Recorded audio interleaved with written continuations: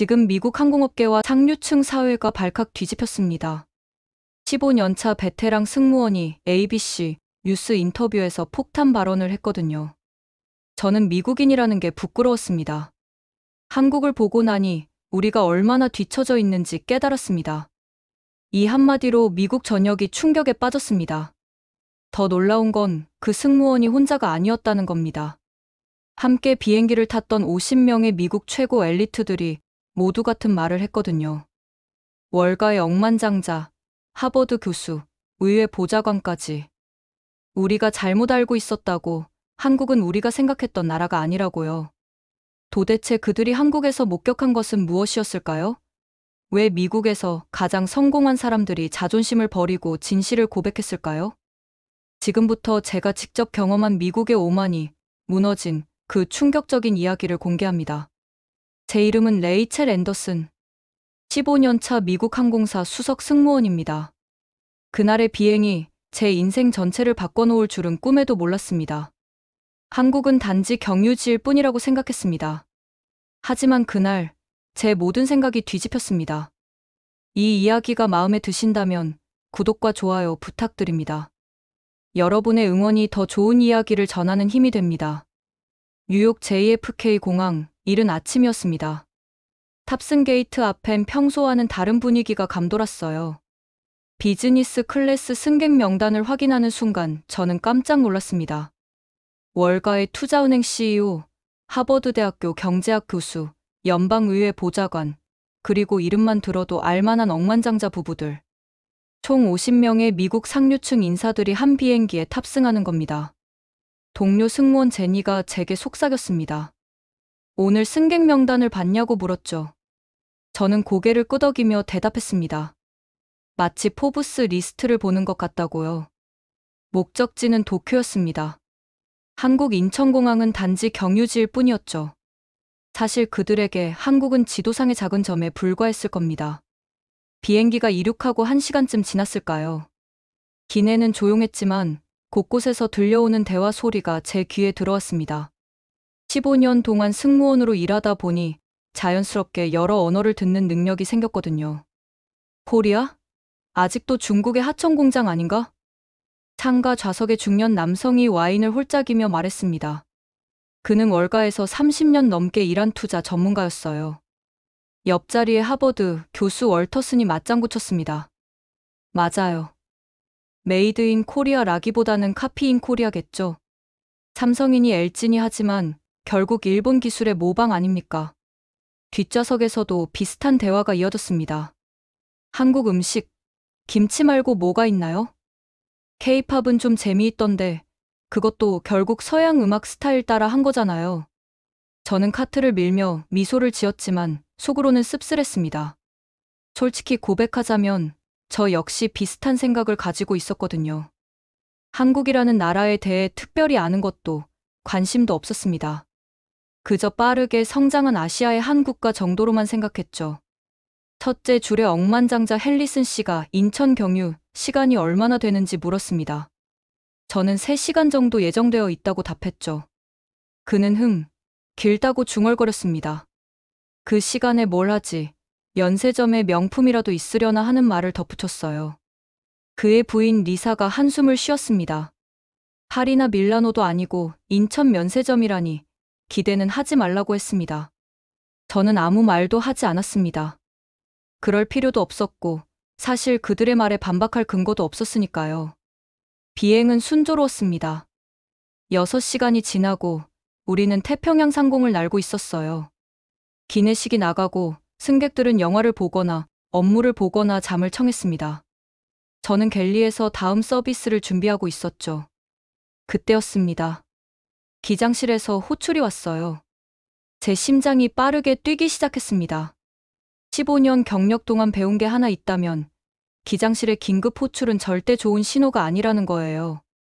기장실 문을 열자 두 조종사의 굳은 표정이 보였습니다. 레이더 화면엔 거대한 붉은 덩어리가 움직이고 있었어요. 부기장이 설명했습니다. 태풍이라고 했죠.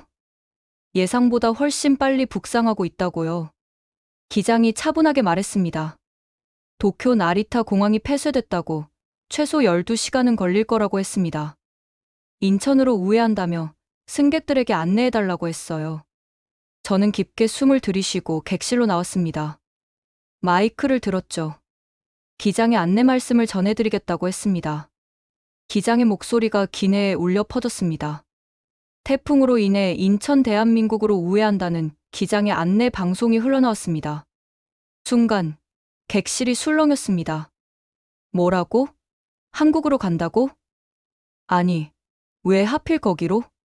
안전하긴 한 거야? 여기저기서 불만의 목소리가 터져나왔습니다. 하버드 교수 월터스는 안경을 고쳐 쓰며 중얼거렸습니다. 한국 공항이 태풍을 감당할 수 있을까요? 억만장자 블룸버그는 노트북을 덮으며 짜증스럽게 말했습니다. 이건 시간 낭비야. 차라리 홍콩이나 타이베이로 가지.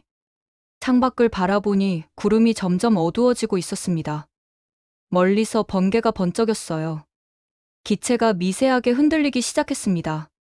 저는 승객들 사이를 걸으며 안심시켰습니다. 괜찮다고, 인천공항은 세계적으로 안전한 공항이라고 말했습니다. 하지만 제 목소리에도 확신은 없었어요. 솔직히 저도 잘 몰랐거든요. 인천공항에 대해 아는 게 거의 없었습니다. 비행기는 서서히 고도를 낮추기 시작했습니다. 창밖의 구름은 더욱 짙어졌고 난기류가 심해졌어요. 좌석 벨트 사인이 켜졌고 저희 승무원들도 자리에 앉아야 했습니다. 제니가 제 손을 꽉 잡으며 물었습니다. 이거 정말 괜찮은 거 맞냐고요? 저는 괜찮을 거라고 기장님을 믿자고 말했습니다. 하지만 제 손바닥에도 땀이 배어나고 있었습니다. 그때까지만 해도 아무도 몰랐습니다. 그 착륙이 우리 모두의 인생을 바꿀 줄은. 그 비상 착륙이 미국 상류층 50명의 자존심을 완전히 뒤흔들 줄은. 창밖으로 한국의 해안선이 보이기 시작했습니다. 폭풍우 속에서도 희미하게 빛나는 불빛들이 보였어요. 기장의 목소리가 다시 들렸습니다. 기장실에서 승무원 준비 지시가 내려왔습니다. 저는 눈을 감았습니다. 그리고 기도했죠. 이 순간 이후 모든 것이 달라질 거라는 걸 전혀 몰랐습니다. 폭풍은 이제 막 시작이었습니다.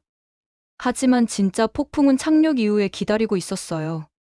우리의 편견과 오만함을 산산조각 낼 폭풍 말입니다. 번개가 창문을 가로질렀습니다. 순간 기내가 환하게 빛났다가 다시 어둠에 잠겼어요. 천둥 소리가 귀를 찢을 듯 울려 퍼졌습니다. 비행기가 심하게 흔들렸죠. 좌석 위 짐칸에서 물건이 떨어지는 소리가 들렸습니다. 저는 안전벨트를 더 꽉 조였습니다. 옆자리 제니의 얼굴이 새하얗게 질려 있었어요. 객실을 둘러보니 승객들도 마찬가지였습니다. 억만장자든 교수든 이 순간만큼은 모두 똑같았어요. 그저 살고 싶은 보통 사람들이었습니다. 기체가 또 한 번 크게 요동쳤습니다. 누군가 비명을 질렀어요. 기도하는 소리도 들렸습니다. 저는 15년 동안 수없이 많은 비행을 했지만 이런 난기류는 처음이었습니다. 창밖은 온통 검은 구름뿐이었어요. 비가 유리창을 세차게 때렸습니다. 그때 기장의 목소리가 들렸습니다. 침착하고 안정적인 목소리였죠. 인천 관제탑과 교신 중이라고 곧 착륙 유도를 받을 거라고 했습니다. 하지만 승객들의 불안은 가라앉지 않았어요. 월터슨 교수가 중얼거렸습니다. 이런 날씨에 착륙이 가능할까? 한국공항의 시설이 이걸 감당할 수 있을까 하는 의구심이 가득한 목소리였어요. 블룸버그는 노트북을 꺼내려다 포기했습니다. 화면도 제대로 보이지 않을 만큼 기체가 흔들렸거든요. 그는 창밖을 응시하며 입술을 깨물었습니다. 뒷좌석에서는 젊은 여성이 울고 있었어요. 옆에 앉은 남편이 그녀를 꼭 안아주었습니다. 저는 눈을 감았습니다. 기도했죠. 제발 무사히 착륙할 수 있게 해달라고요. 시간이 얼마나 지났을까요? 체감상으론 영원 같았지만 아마 10분 정도였을 겁니다. 갑자기 기체의 흔들림이 조금 잦아들었어요. 그리고 기장의 목소리가 다시 들렸습니다. 인천 관제탑의 정확한 유도를 받아 착륙 중이라고 곧 활주로가 보일 거라고 했습니다. 저는 눈을 떴습니다. 창밖을 내다봤죠. 그리고 제 눈을 의심했습니다. 폭풍우 속에서도 반짝이는 불빛들이 보였어요. 완벽하게 정렬된 활주로 조명이었습니다. 마치 우주선 착륙장처럼 정교하고 밝았어요. 비바람 속에서도 흔들림 하나 없이 빛나고 있었습니다. 그것만이 아니었습니다. 활주로 주변으로 안내 차량들이 보였어요. 소방차, 구급차, 정비 차량들이 완벽한 대형을 이루고 대기하고 있었습니다. 폭풍 속에서도 한치의 흐트러짐 없이 말이죠. 저는 숨을 멈췄습니다. 이게 가능한 일인가요? 이런 태풍 속에서 저런 완벽한 준비가? 비행기가 천천히 고도를 낮췄습니다. 기체가 여전히 흔들렸지만 뭔가 다른 느낌이었어요. 마치 보이지 않는 손이 우리를 안전하게 인도하는 것 같았습니다. 제니가 제 팔을 잡았습니다. 그녀도 창밖을 보고 있었어요. 그녀의 눈이 커졌습니다. 저게 뭐야? 하는 표정이었죠. 승객들도 하나둘 창밖을 내다보기 시작했습니다. 공포에 질렸던 얼굴들이 놀라움으로 바뀌었어요. 활주로가 점점 가까워졌습니다. 바퀴가 지면에 닿는 순간이 다가왔죠. 쿵. 충격이 있었지만 예상보다 훨씬 부드러웠습니다. 기체가 활주로를 따라 미끄러졌어요. 역추진 엔진이 작동하며 속도를 줄였습니다. 그리고 비행기가 완전히 멈췄습니다. 순간, 기내에 침묵이 흘렀습니다. 아무도 말하지 않았어요. 그저 자신이 살아있다는 사실을 실감하고 있었습니다. 그때 기장의 목소리가 들렸습니다. 인천국제공항에 안전하게 착륙했다고, 인천 관제탑의 완벽한 유도 덕분이었다고 감사 인사를 전했습니다. 그 말이 끝나자마자 객실에서 박수 소리가 터져나왔습니다. 처음엔 한두 명이었습니다. 그러다 점점 많은 사람들이 박수를 쳤어요. 결국엔 모든 승객이 일어나 박수를 쳤습니다. 환호성도 들렸습니다. 저도 모르게 눈물이 났어요. 옆에 있던 제니도 울고 있었습니다. 우리는 서로를 껴안았습니다. 살았다. 우리가 살았다. 월터슨 교수가 창밖을 바라보며 중얼거렸습니다. 도대체 어떻게 이런 날씨에 저렇게 착륙시킬 수 있는 거지 하는 말이었어요. 그의 목소리엔 경외감이 묻어났습니다. 블룸버그는 안경을 벗어 눈물을 닦았습니다. 그는 평생 수많은 공항을 이용했지만 이런 경험은 처음이라고 말했어요. 뒷좌석의 젊은 부부는 서로를 꼭 껴안고 있었습니다. 남편이 아내에게 속삭이는 소리가 들렸어요. 한국 사람들에게 고맙다고, 우리를 살려줬다고요. 창밖으로 안내 차량들이 접근하고 있었습니다. 비는 여전히 세차게 내리고 있었지만 차량들의 움직임은 정확했어요. 마치 리허설을 수백 번 한 것처럼 완벽했습니다. 지상 요원들이 보였습니다. 폭풍우 속에서도 그들은 정확하게 임무를 수행하고 있었어요. 비옷을 입고 비바람을 맞으면서도 흔들림 없이 자신의 위치를 지키고 있었습니다. 저는 그 모습을 보며 생각했습니다. 이건 운이 아니야. 이건 시스템이야. 완벽하게 설계되고 훈련된 시스템. 기내 방송이 다시 들렸습니다. 안전을 위해 잠시 기내에 대기해달라고, 곧 탑승구로 이동할 거라고 했습니다. 승객들은 조용히 기다렸습니다. 아무도 불평하지 않았어요. 방금 전까지만 해도 한국 공항을 의심했던 사람들이었지만 이제는 달랐습니다. 그들의 눈빛이 변했어요. 오만함이 사라졌습니다. 대신 존중이 자리 잡았죠. 10분 정도 지났을까요? 비행기가 천천히 움직이기 시작했습니다. 견인 차량이 우리를 탑승구로 안내하고 있었어요. 창밖으로 공항 건물이 보였습니다. 거대하고 현대적인 건물이었어요. 폭풍우 속에서도 모든 불빛이 환하게 켜져 있었습니다. 정전의 기미는 전혀 보이지 않았어요. 블룸버그가 중얼거렸습니다. 뉴욕 JFK에서 이 정도 날씨면 공항 전체가 마비됐을 거라고요. 하지만 여긴 마치 평상시처럼 작동하고 있다고요. 월터슨 교수가 고개를 끄덕였습니다. 그는 노트를 꺼내 뭔가 적기 시작했어요. 아마도 오늘의 경험을 기록하고 있는 것 같았습니다. 비행기가 완전히 멈췄습니다. 탑승구에 도착한 거죠. 좌석 벨트 사인이 꺼졌습니다. 승객들이 일어나기 시작했어요. 평소와는 달리 서두르는 사람이 없었습니다. 모두가 조용하고 질서정연하게 움직였어요. 저는 출구 쪽으로 걸어갔습니다. 문이 열리고 탑승교가 연결됐어요. 첫 번째 승객이 내리기 시작했습니다. 저는 그들 한 명 한 명에게 인사했습니다. 안전한 착륙이었다고, 인천공항에 오신 걸 환영한다고요. 승객들이 하나같이 고맙다고 말했습니다. 어떤 이는 악수를 청했고, 어떤 이는 포옹을 했어요. 월터슨 교수가 제 앞에서 멈췄습니다. 그는 진지한 표정으로 말했습니다. 당신들과 한국 관제사들이 우리 목숨을 구했다고 평생 잊지 못할 거라고요. 저는 미소 지으며 대답했습니다. 저희는 그저 일을 했을 뿐이라고. 진짜 영웅은 한국의 관제사들과 지상 요원들이라고요. 그는 고개를 끄덕이며 나갔습니다. 마지막 승객이 내린 뒤 저도 비행기에서 내렸습니다. 탑승교를 걸으며 창밖을 내다봤어요. 비는 여전히 내리고 있었지만 공항은 완벽하게 작동하고 있었습니다. 그 순간 깨달았습니다. 첫 번째 감정은 공포였지만 두 번째는 경외였습니다. 우리가 한국에 대해 얼마나 몰랐는지, 얼마나 오만했는지 깨닫기 시작한 순간이었죠. 하지만 이건 시작에 불과했습니다. 진짜 충격은 공항 안에서 기다리고 있었으니까요. 입국장으로 들어서는 순간 저는 멈춰섰습니다. 혼란이 없었어요. 아니, 혼란이 없다는 표현조차 부족했습니다. 마치 태풍 따위는 없었던 것처럼 모든 것이 완벽하게 작동하고 있었습니다. 천장의 조명은 하나도 깜빡이지 않았어요. 전광판은 또렷하게 정보를 표시하고 있었고, 에어컨은 쾌적한 온도를 유지하고 있었습니다.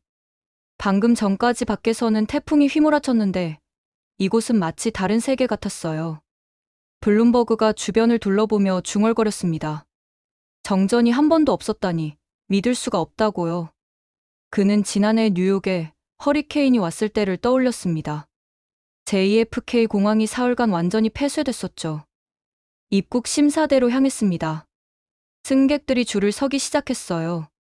평소 같았으면 불평이 쏟아졌을 겁니다. 하지만 이번엔 달랐습니다. 모두가 조용히 질서정연하게 기다렸어요.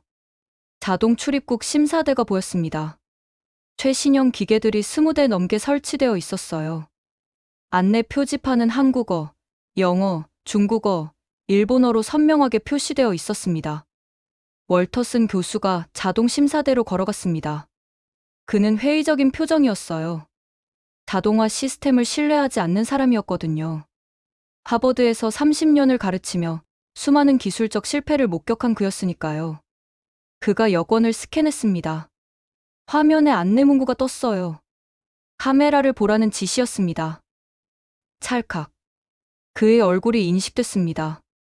10초. 지문을 스캔했습니다. 15초.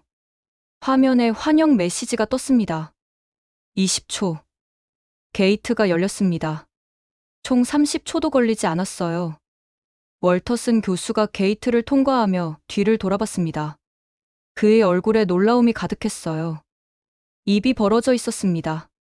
다른 승객들도 하나둘 자동 심사를 마쳤습니다. 모두가 비슷한 반응이었어요. 이렇게 빠를 수가 있나 하는 표정들이었죠. 저도 심사를 마치고 수화물 찾는 곳으로 향했습니다. 대형 전광판에 저희 항공편 번호가 떴어요. 7번 컨베이어 벨트라고 표시되어 있었습니다.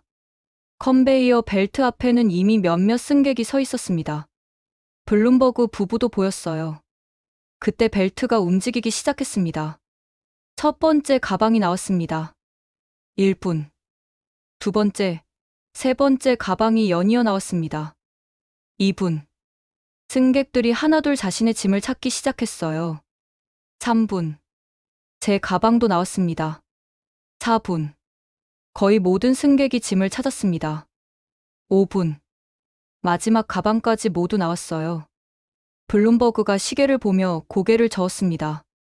그는 아내에게 말했어요. 뉴욕 JFK에서는 최소 40분은 기다려야 하는데 여긴 5분이면 끝난다고요. 그의 아내 리사도 믿기지 않는다는 표정이었습니다. 그녀는 평생 전 세계 공항을 다녔지만 이런 경험은 처음이라고 했어요. 세관 검사대로 향했습니다. 여기서도 놀라움은 계속됐어요.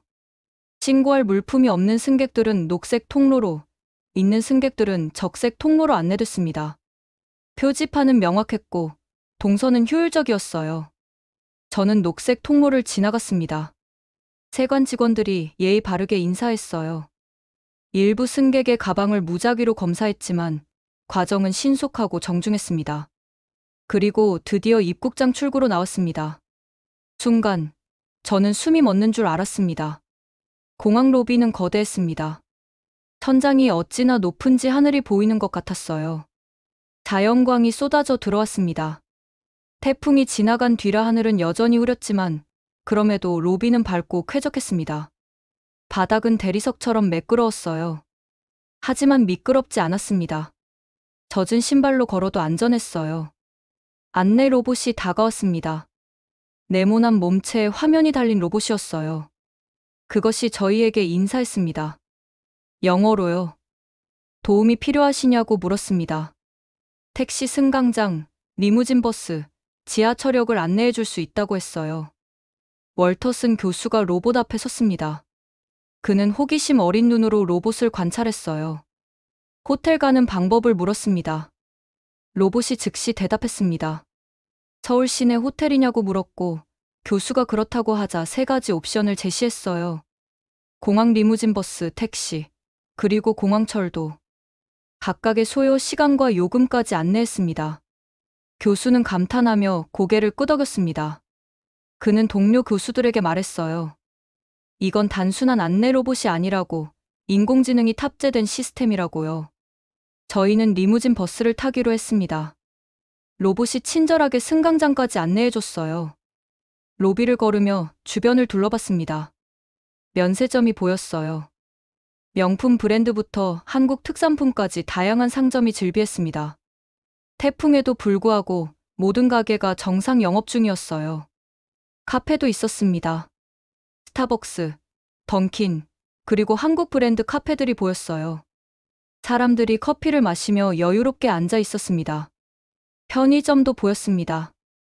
24시간 운영되는 곳들이었어요.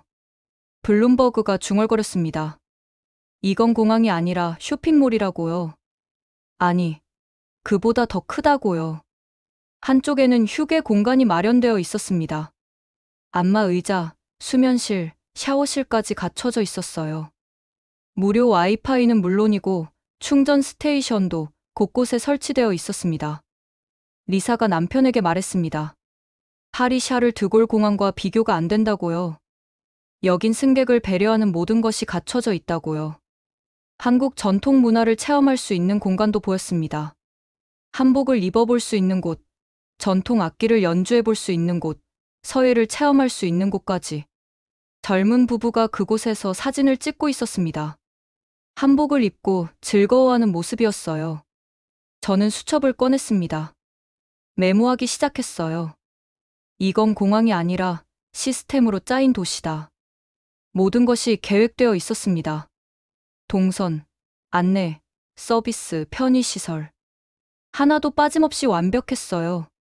그리고 무엇보다 놀라운 건 태풍이 지나간 지 불과 1시간도 되지 않았는데 모든 게 평상시처럼 작동한다는 거였습니다. 버스 승강장에 도착했습니다. 대형 전광판에 각 버스의 노선과 출발 시간이 표시되어 있었어요. 실시간으로 업데이트되고 있었습니다. 승객들이 질서정연하게 줄을 서 있었습니다. 밀치는 사람도, 소란 피우는 사람도 없었어요. 버스가 도착했습니다. 깨끗하고 현대적인 버스였어요. 운전기사가 내려 짐을 실어주었습니다. 친절하고 전문적인 태도였죠. 저희가 버스에 올랐습니다. 좌석은 넓고 편안했어요. USB 충전 포트가 각 좌석마다 설치되어 있었습니다. 월터슨 교수가 창가 자리에 앉았습니다. 그는 여전히 주변을 관찰하고 있었어요. 노트에 뭔가를 계속 적고 있었습니다. 버스가 출발했습니다. 공항을 벗어나며 주변 풍경이 보이기 시작했어요. 도로는 깨끗했습니다. 태풍이 지나갔다는 게 믿기지 않을 정도로요. 가로수는 정리되어 있었고 신호등은 모두 정상 작동하고 있었습니다. 블룸버그가 창밖을 보며 말했습니다. 뉴욕에서 이 정도 태풍이 왔으면 도로가 폐쇄되고 복구에 며칠은 걸렸을 거라고요. 하지만 여긴 벌써 정상화됐다고요. 승객들이 하나둘 고개를 끄덕였습니다. 모두가 같은 생각이었어요. 월터슨 교수가 노트를 덮으며 조용히 말했습니다. 우리가 선진국이라 부르던 기준이 흔들린다고요. 그 말에 버스 안이 조용해졌습니다. 아무도 반박하지 않았어요. 모두가 인정하고 있었으니까요. 승객들의 시선이 변하고 있었습니다. 한국은 더 이상 단순한 경유지가 아니었어요. 이곳은 미래의 표본이었습니다. 우리가 배워야 할 것들이 가득한 곳이었죠. 버스가 고속도로에 진입했습니다. 서울로 향하는 길이었어요. 저는 창밖을 바라보며 생각했습니다. 우리의 여정은 이제 막 시작됐습니다. 그리고 더 큰 충격이 우리를 기다리고 있을 거라는 예감이 들었어요. 호텔에 도착한 건 오후 6시쯤이었습니다. 서울 도심 한복판에 위치한 중급 호텔이었어요. 특급 호텔은 아니었지만 깨끗하고 현대적이었습니다. 체크인은 신속했고 직원들은 예의 바르고 전문적이었어요. 블룸버그가 로비를 둘러보며 중얼거렸습니다. 생각보다 괜찮다고요. 그는 최고급 호텔만 이용하던 사람이었지만 이곳도 나쁘지 않다는 표정이었습니다. 짐을 풀고 저녁 식사를 위해 다시 로비로 모였습니다. 호텔 직원이 다가왔어요. 젊은 여성이었는데 유창한 영어를 구사했습니다. 그녀가 제안했습니다. 내일 서울 시내 투어 프로그램이 준비되어 있다고요. 특별히 지하철과 버스를 이용한 대중교통 체험 프로그램이라고 했습니다. 순간 로비가 조용해졌습니다. 블룸버그가 어이없다는 표정으로 물었습니다. 억만장자에게 버스를 타라고, 지하철을 타라고 하는 거냐고요. 월터슨 교수도 고개를 저었습니다. 자신은 30년 동안 지하철을 타본 적이 없다고, 왜 굳이 불편함을 감수해야 하냐고 물었어요. 다른 승객들도 술렁였습니다. 비웃음이 여기저기서 터져나왔어요. 하지만 호텔 직원은 침착했습니다. 그녀가 말했어요. 서울을 제대로 이해하려면 서울 시민들이 매일 이용하는 교통수단을 경험해야 한다고요. 그것이야말로 이 도시의 진짜 모습을 볼 수 있는 방법이라고요. 리사가 남편에게 속삭였습니다. 그냥 해보는 게 어떠냐고, 재미있을 수도 있다고요. 결국 승객들은 마지못해 동의했습니다. 하루 정도 체험 삼아 해보는 것도 나쁘지 않겠다는 분위기였죠. 다음 날 아침 9시, 저희는 호텔 로비에 모였습니다. 가이드가 저희를 기다리고 있었어요. 30대 중반의 남성이었는데 밝은 미소를 지으며 자기소개를 했습니다. 그는 저희를 이끌고 호텔 밖으로 나갔습니다. 도보로 5분 거리에 지하철역이 있다고 했어요. 서울의 아침 거리는 활기찼습니다. 출근하는 사람들, 학교 가는 학생들, 조깅하는 사람들로 붐볐어요. 하지만 소란스럽지 않았습니다. 모두가 자신의 길을 조용히 걸어가고 있었어요. 신호등이 빨간불이었습니다. 사람들이 멈춰섰어요. 차가 한 대도 오지 않았지만 아무도 건너지 않았습니다. 초록불이 될 때까지 기다렸어요. 월터슨 교수가 이 모습을 주목했습니다. 그는 노트에 뭔가 적었어요. 지하철역 입구가 보였습니다. 깨끗하고 현대적인 입구였어요. 계단을 내려가자 지하 공간이 펼쳐졌습니다. 승객들이 숨을 죽였습니다. 여기 너무 깨끗했거든요. 바닥은 반짝반짝 빛났습니다. 벽면에는 예술 작품들이 전시되어 있었어요. 조명은 밝았고 공기는 상쾌했습니다. 무엇보다 놀라운 건 쓰레기가 하나도 보이지 않았다는 겁니다. 블룸버그가 주변을 둘러보며 중얼거렸습니다. 뉴욕 지하철과는 차원이 다르다고요. 뉴욕 지하철은 지저분하고 냄새나고 위험하다고요. 교통카드를 받았습니다. 가이드가 사용법을 설명해줬어요. 간단했습니다. 개찰구에 카드를 대기만 하면 됐어요. 개찰구를 통과했습니다. 플랫폼으로 내려갔어요. 전광판이 보였습니다. 다음 열차가 2분 후에 도착한다고 표시되어 있었어요. 정확한 시간까지 나와 있었습니다. 승객들이 줄을 서서 기다리고 있었습니다. 플랫폼 바닥에 표시된 선을 따라 질서정연하게 서 있었어요. 밀치는 사람도 큰 소리로 떠드는 사람도 없었습니다. 리사가 놀라며 말했습니다. 파리 지하철에선 상상도 할 수 없는 광경이라고요. 정확히 2분 후 열차가 들어왔습니다. 초 단위까지 정확했어요. 문이 열렸습니다. 내리는 사람들이 먼저 내렸어요. 타는 사람들은 기다렸습니다. 모든 사람이 내린 후에야 탑승하기 시작했습니다. 저희도 열차에 올랐습니다. 내부는 깨끗하고 현대적이었어요. 좌석은 편안했고 손잡이는 반짝였습니다. 에어컨이 시원하게 작동하고 있었어요. 전광판에 노선도가 표시되어 있었습니다. 다음 역, 환승 정보, 도착 시간까지 모두 나와 있었어요. 한국어뿐만 아니라 영어, 중국어, 일본어로도 안내됐습니다. 열차가 출발했습니다. 부드럽고 조용했어요. 진동도 거의 느껴지지 않았습니다. 그리고 저는 깨달았습니다. 차내가 조용하다는 걸요. 수십 명의 사람들이 타고 있었지만 거의 소리가 나지 않았습니다. 통화하는 사람도, 큰 소리로 음악을 듣는 사람도 없었어요. 모두가 조용히 책을 읽거나 스마트폰을 보거나 눈을 감고 있었습니다. 월터슨 교수가 주변을 관찰했습니다. 그는 동료에게 속삭였어요. 이건 통제된 사회가 아니라 자발적 질서라고요. 아무도 강요하지 않았는데 모두가 타인을 배려하고 있다고요. 젊은 여성이 노인에게 자리를 양보했습니다. 노인은 감사 인사를 했고 여성은 미소로 답했어요. 말없이 이루어진 아름다운 광경이었습니다. 휠체어를 탄 사람이 탔습니다. 사람들이 자연스럽게 공간을 만들어줬어요. 배려가 당연한 것처럼 이루어졌습니다. 스마트폰을 꺼냈습니다. 무료 와이파이가 잡혔어요. 비밀번호도 필요 없었습니다. 속도도 빨랐어요. 블룸버그가 감탄했습니다. 뉴욕 지하철은 와이파이는커녕 전화 신호도 안 잡히는 곳이 많다고요. 몇 정거장을 지났습니다. 환승역에 도착했어요. 내렸습니다. 환승 통로로 들어갔어요. 통로는 넓고 깨끗했습니다. 동선이 명확하게 표시되어 있었어요. 색깔별로 노선이 구분되어 있어서 길을 잃을 수가 없었습니다. 에스컬레이터를 탔습니다. 사람들은 오른쪽에 서 있었어요. 왼쪽은 비워뒀습니다. 급한 사람들이 걸어 올라갈 수 있도록요. 리사가 남편에게 말했습니다. 이건 암묵적 규칙이라고, 누가 가르쳐주지 않아도 모두가 지키고 있다고요.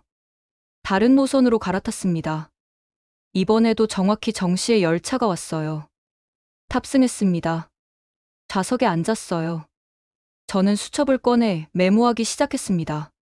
미국엔 자유가 있고 한국엔 책임이 있다. 미국은 개인의 자유를 중시합니다. 하지만 때로는 그 자유가 타인에 대한 무관심으로 이어지죠. 한국은 달랐습니다. 개인의 자유도 있지만 동시에 타인에 대한 책임도 있었어요.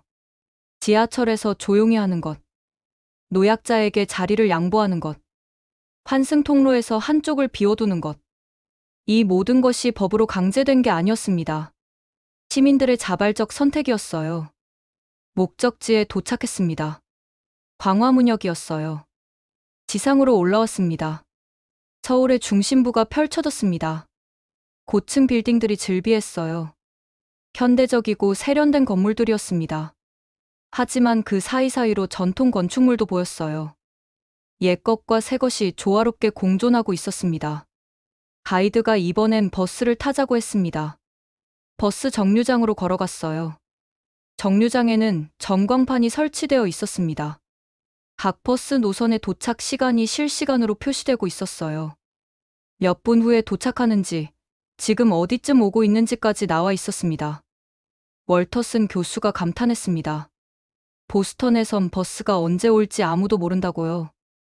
때론 30분을 기다려도 안 온다고요. 버스가 정확히 표시된 시간에 도착했습니다. 탑승했습니다. 교통카드를 찍었어요. 요금은 자동으로 계산됐습니다. 버스 내부도 깨끗했습니다. 좌석은 편안했고 손잡이는 충분했어요. 노약자석이 따로 마련되어 있었습니다. 버스가 출발했습니다. 운전은 부드러웠어요. 급출발이나 급정거가 없었습니다. 창밖으로 서울의 거리가 보였습니다. 도로는 질서정연했어요. 차들이 차선을 지켰습니다. 신호를 위반하는 차도 보이지 않았어요. 보행자들도 횡단보도에서만 길을 건넜습니다. 자전거 도로가 따로 있었습니다. 자전거를 타는 사람들이 안전하게 이동하고 있었어요. 거리는 깨끗했습니다. 쓰레기통이 많지 않았는데도 쓰레기가 보이지 않았어요. 사람들이 쓰레기를 함부로 버리지 않았기 때문이었습니다. 블룸버그가 창밖을 보며 중얼거렸습니다. 뉴욕은 쓰레기로 넘쳐난다고요. 길거리에, 지하철에, 공원에. 하지만 여긴 다르다고요. 몇 정거장을 지나 내렸습니다. 명동이라는 곳이었어요. 가이드가 말했습니다. 여기서 자유시간을 가지라고 2시간 후에 다시 모이자고요. 승객들이 흩어졌습니다. 저도 거리를 걸어보기로 했어요. 명동은 쇼핑거리였습니다. 화장품 가게, 의류 매장, 음식점이 즐비했어요.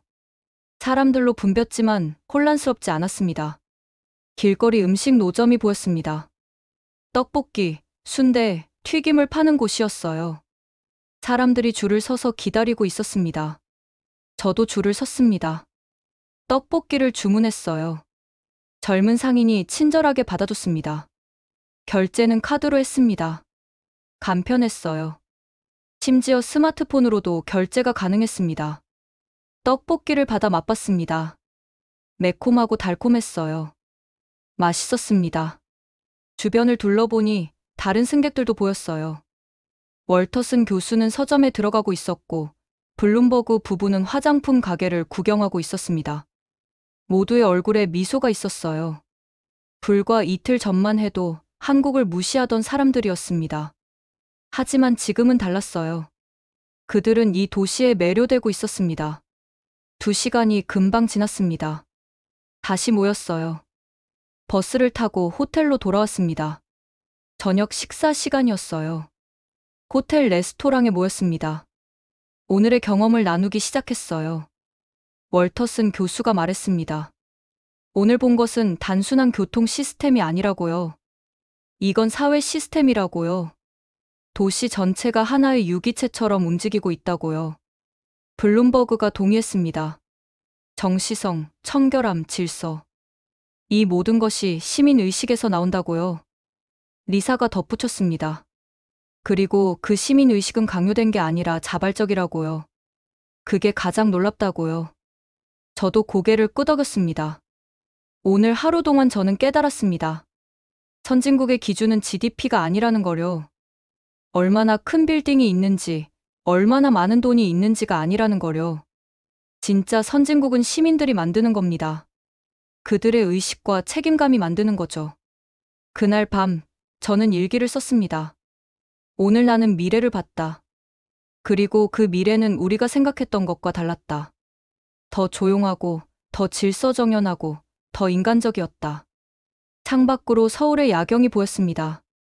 반짝이는 불빛들이 아름다웠어요.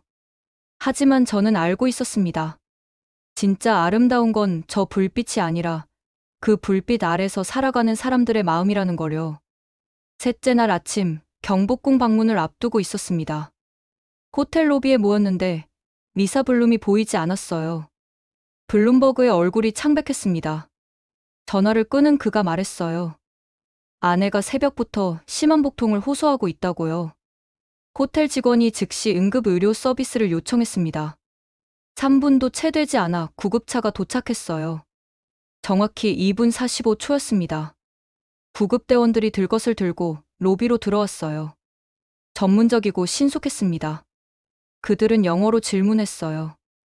환자는 몇 층에 있는지, 의식은 있는지, 언제부터 증상이 시작됐는지. 객실에 도착하자 구급대원들이 재빨리 상태를 확인했습니다. 혈압, 맥박, 체온을 쟀어요. 리사는 새벽 3시쯤부터 배가 아프기 시작했다고 힘겹게 말했습니다. 구급대원이 말했습니다. 병원으로 가야 한다고, 지금 바로 출발하겠다고요. 리사를 들것에 옮기고 산소 마스크를 씌웠습니다. 블룸버그와 저도 구급차에 함께 탔어요.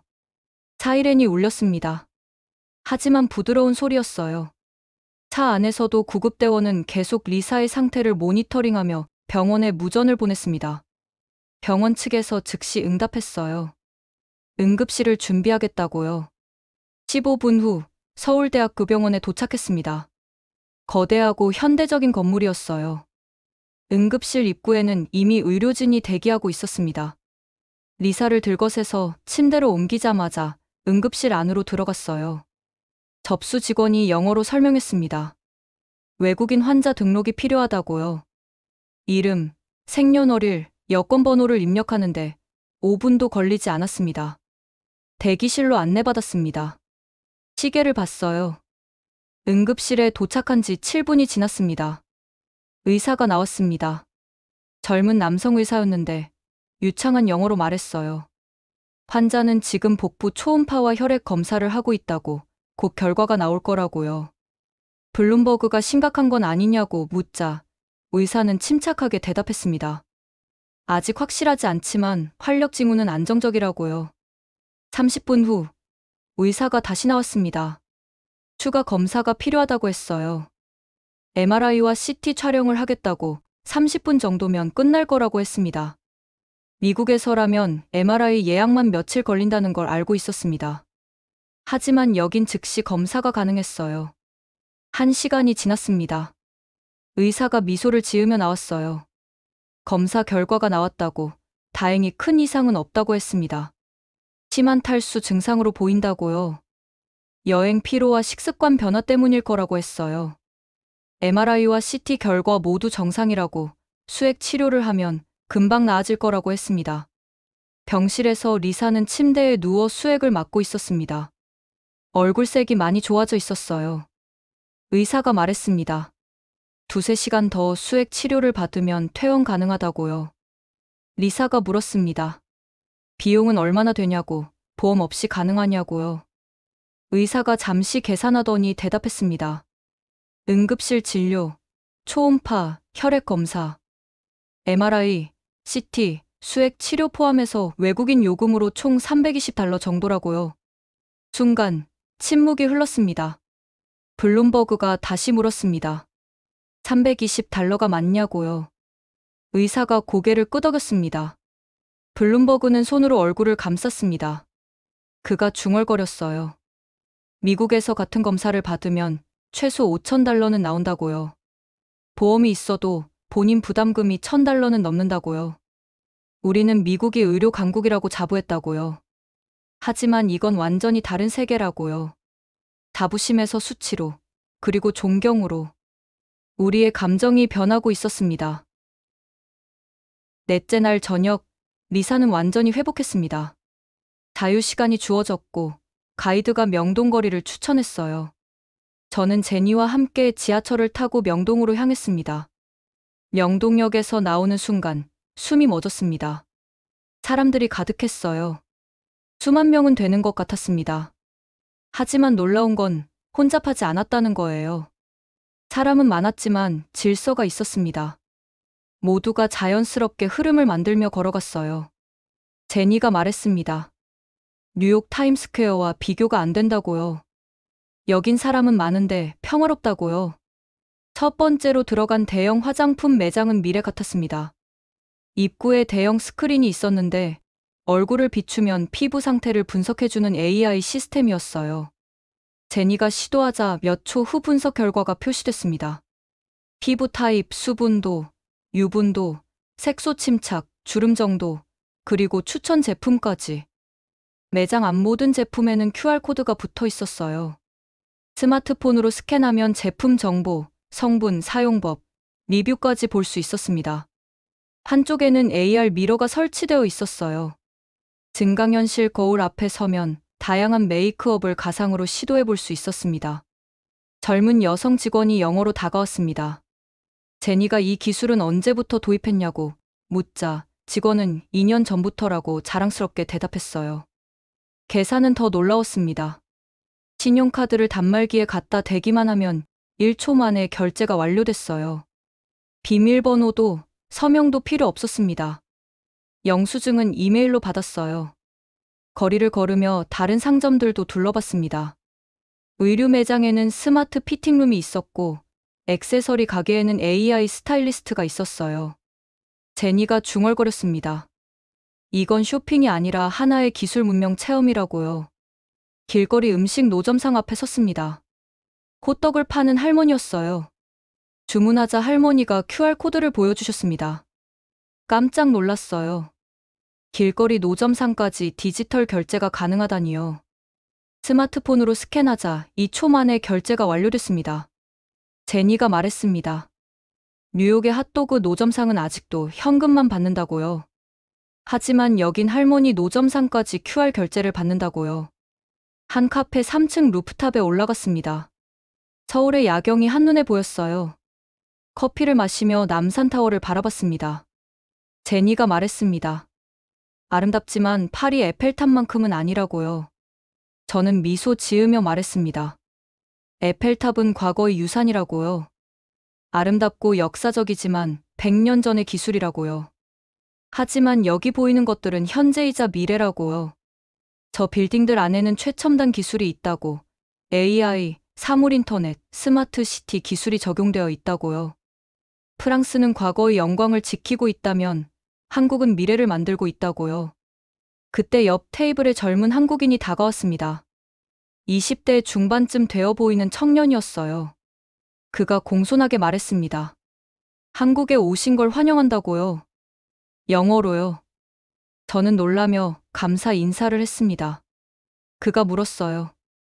한국은 어떠냐고, 즐겁게 지내고 있냐고요. 저는 대답했습니다. 놀랍다고요. 모든 것이 기대 이상이라고요. 그가 미소 지으며 말했습니다. 한국에 대해 좋게 생각해 주셔서 감사하다고요. 한국 사람으로서 자랑스럽다고요. 그 순간 저는 깨달았습니다. 미래는 영어로 말하지 않는다는 걸요. 미래는 배려의 언어로 말한다는 걸요. 그 청년은 저희가 외국인인 걸 알고 다가왔습니다. 환대하고 싶어서요. 친절함과 배려가 그를 움직인 거였어요. 언어는 도구일 뿐이었습니다. 진짜 소통은 마음으로 하는 거였어요. 호텔로 돌아가는 지하철 안에서 제니가 말했습니다. 오늘 하루가 인생의 전환점 같다고요. 저도 같은 생각이었습니다. 우리는 평생 서양 중심으로 세상을 봤습니다. 미국이 최고고, 유럽이 선진국이고, 아시아는 따라가는 곳이라고 생각했죠. 하지만 이제 알았습니다. 세상이 바뀌고 있다는 걸요. 중심이 이동하고 있다는 걸요. 미래는 더 이상 서양의 전유물이 아니었습니다. 미래는 여기, 한국에도 있었어요. 호텔 로비에서 다른 승객들을 만났습니다. 월터슨 교수도 블룸버그 부부도 명동에 다녀온 모양이었어요. 그들의 얼굴에도 같은 표정이 있었습니다. 경이로움, 존경, 그리고 약간의 부러움. 월터슨 교수가 말했습니다. 오늘 밤 경험이 자신의 인생관을 바꿔놓았다고요. 하버드로 돌아가면 강의 내용을 수정하겠다고, 학생들에게 한국을 공부하라고 말하겠다고요. 블룸버그가 동의했습니다. 자신도 투자 전략을 재검토하겠다고, 한국 기업들을 과소평가했다고요. 방으로 돌아가 침대에 누워 천장을 바라봤습니다. 생각이 많았어요. 우리는 지금 역사의 전환점에 서 있습니다. 한국의 부상을 목격하고 있는 거예요. 그리고 우리는 선택해야 합니다.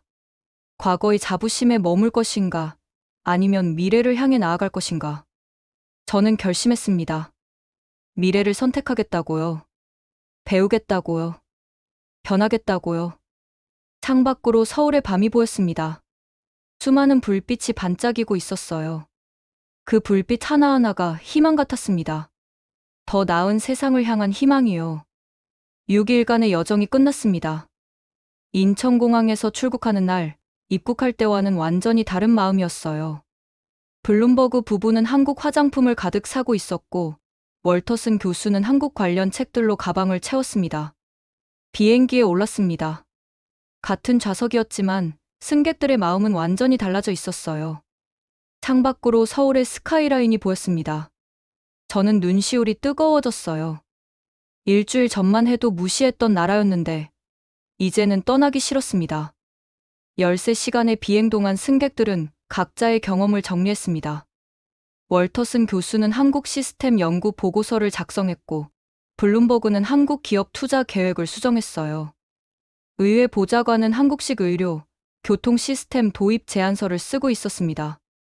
뉴욕 JFK 공항에 착륙했습니다. 입국 심사에 1시간, 짐 찾는데 45분. 인천공항에서는 각각 30초와 5분이었는데요. 택시 승강장은 혼잡했고 사람들이 밀치고 있었습니다. 블룸버그가 중얼거렸습니다. 집에 돌아왔는데 낯설다고요. 월터슨 교수도 고개를 끄덕였습니다. 일주일 만에 기준이 바뀌었다고요. 일주일 후 회사로 복귀했습니다. CNN 항공 전문 기자가 관심을 보였어요. 비행 중 특이한 일이 있었냐고 물었습니다. 저는 태풍 속 비상 착륙 이야기를 했고 그녀는 인터뷰를 제안했어요. 이틀 후 CNN 스튜디오에 앉았습니다. 기자가 물었습니다. 한국은 어땠냐고요? 저는 깊게 숨을 들이쉬고 대답했습니다. 제가 아는 세계가 뒤집혔다고요. 한국은 운 좋게 발전한 나라가 아니라 우리가 배워야 할 모델이라고요. 공항의 완벽한 시스템, 지하철의 정확성, 의료의 신속함, 명동의 혁신, 그리고 시민들의 의식을 하나씩 설명했습니다. 기자가 물었습니다. 미국과 비교하면 어떠냐고요? 저는 솔직하게 대답했습니다. 미국은 10년 뒤처져 있다고요. 우리는 자유를 자랑하지만 때로는 무질서가 되고 기술을 자랑하지만 낡은 시스템을 쓰고 있다고요. 한국은 자유와 책임, 기술과 실용을 모두 갖추고 있다고요. 마지막으로 카메라를 똑바로 보며 말했습니다. 한국을 배워야 한다고, 인천공항을 기준으로 삼아야 한다고, 이건 항공업계만이 아니라 미국 전체가 배워야 할 것이라고요. 사흘 후 인터뷰가 CNN 메인 뉴스에 방송됐습니다. 한국은 배워야 할 모델이다. 미국은 10년 뒤처져 있다. 스마트폰이 폭발했습니다. 찬반 논쟁이 뜨거웠어요. 일부는 용기 있는 발언이라고 격려했고, 일부는 미국을 모욕했다고 비판했습니다. 소셜미디어에 해시태그가 생겼어요. 한국 배우기, 인천공항 모델. 하지만 중요한 건 사람들이 관심을 갖기 시작했다는 거였습니다. 한국을 검색하고, 인천공항 순위를 확인하고, 한국 의료 시스템을 연구하기 시작했어요.